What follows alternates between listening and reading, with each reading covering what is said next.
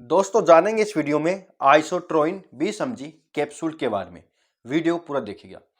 देखिए आइसोट्रोइन जो आता है एक ब्रांड आता है सिप्ला कंपनी का। ये 3 स्ट्रेंथ में मिलता है, 5 mg, 10 mg और 20 mg।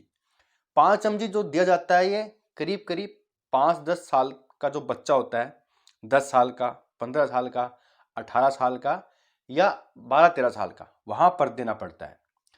इसका जो यूज है दोस्तों, ये बॉय भी कर सकता है और गर्ल भी करता है, महिला भी कर सकती है और पुरुष व्यक्ति भी कर सकते हैं। तो दोनों इसका यूज कर सकते हैं।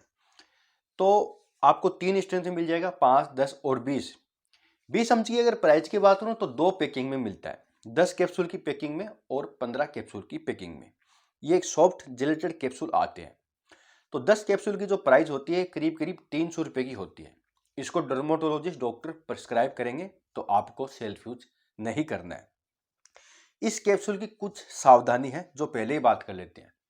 देखिए अगर आपको कोई लीवर डिजीज है तो आप डॉक्टर को पहले ही बताइएगा। अगर आप डॉक्टर को दिखाने जा रहे हो और ये प्रिस्क्राइब कर दिया है तो डॉक्टर को बताना पड़ेगा आपको, ठीक है। अगर आप प्रेगनेंसी के अंदर है या फिर प्रेगनेंसी की प्लानिंग कर रही है, वहां पर ये नहीं लेना है। इसके ऊपर लिखा भी है, इसके अंदर एक पर्ची निकलती है उस पर लिखा भी है, बिल्कुल भी नहीं लेना है दोस्तों। ये बर्थ इफेक्ट पे मतलब बर्थ पे इफेक्ट करती है प्रॉब्लम। तो ध्यान रखिएगा, अगर आप प्रेगनेंसी में हैं, प्रेगनेंसी की प्लानिंग करनी है, या तो डॉक्टर पहले ही पूछ लेंगे आपसे, या फिर नहीं पूछे तो आपको बताना पड़ेगा, बता दीजिएगा। ध्यान रखिएगा, बच्चे पे इफेक्ट पड़ेगा इसका, तो ध्यान रखिएगा। दूसरा दोस्तों, आपको पानी खूब पीना है। अगर आप इसका यूज कर रहे हो, पानी खूब पीना है और मॉइस्चराइजर जरूर यूज कीजिएगा। सनलाइट में कम जाइएगा, स्किन को ये लाइट करता है, स्किन काली हो सकती है, खराब हो सकती है, तो ध्यान रखिएगा। अब बात करते हैं भाई क्यों देना पड़ता है। तो देखिए इसके अंदर जो सोल्ट आता है उसका नाम है आइसोट्रिटिनोइन। आइसोट्रिटिनोइन एक विटामिन ए का डेरिवेटिव होता है, यानी विटामिन ए होता है। दोस्तों ये जो कैप्सूल है ये वहां पर दिया जाता है जहां पर फेस के ऊपर एकनी प्रॉब्लम हो जाती है। देखिए एकनी प्रॉब्लम 2 तरीके से होती है ज़्यादातर। पहली होती है बैक्टीरिया के कारण, जब चेहरे पे बैक्टीरिया पनप जाते हैं उसके कारण एकनी आने लग जाती है।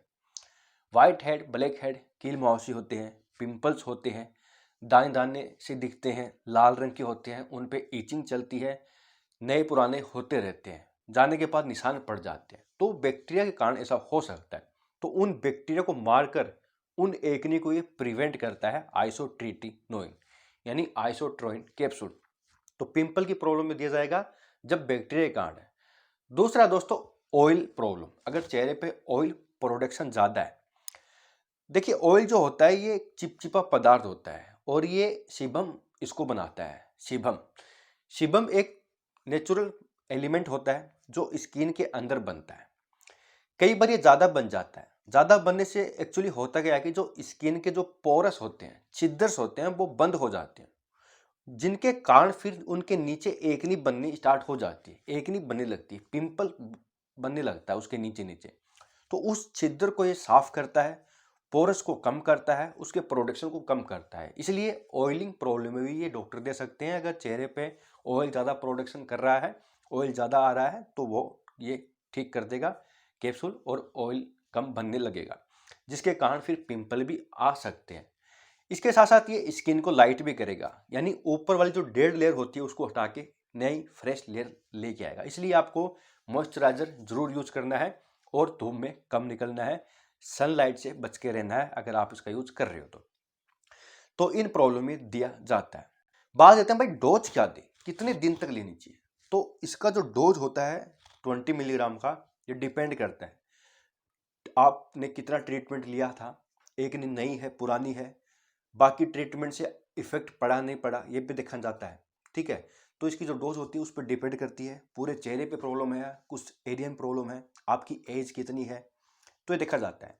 इसकी जो डोज होती है दिन में एक भी हो सकती है, सुबह शाम भी हो सकती है, एक दिन छोड़कर एक दिन यानी अल्टरनेट डे भी हो सकती है, 3 दिन में एक भी हो सकती है। तो डिपेंड करता है अलग अलग डॉक्टर अपने ट्रीटमेंट किस तरीके से दे रहे हैं, ये देखा जाता है। इसका जो ड्यूरेक्शन है ये 7 दिन कम से कम दिया जाता है, 14 दिन भी दे सकते हैं, 21 दिन भी दे सकते हैं, 1 मंथ 2 मंथ भी चल सकता है, थोड़ा लंबा भी चल सकता है। इससे ज़्यादा नहीं चलता, बहुत ही कम चांस में चलता है। करीब करीब 14 दिन, 21 दिन, 1 मंथ तक ये चलता है। उसके बाद रिजल्ट अच्छा मिलता है, प्रॉब्लम ठीक हो जाती है, घबराने की बात नहीं है। तो दोस्तों संपूर्ण रिव्यू था आइसोट्रोइन बी समझी कैप्सूल के बारे में। यहाँ तक वीडियो देखने के लिए बहुत बहुत धन्यवाद।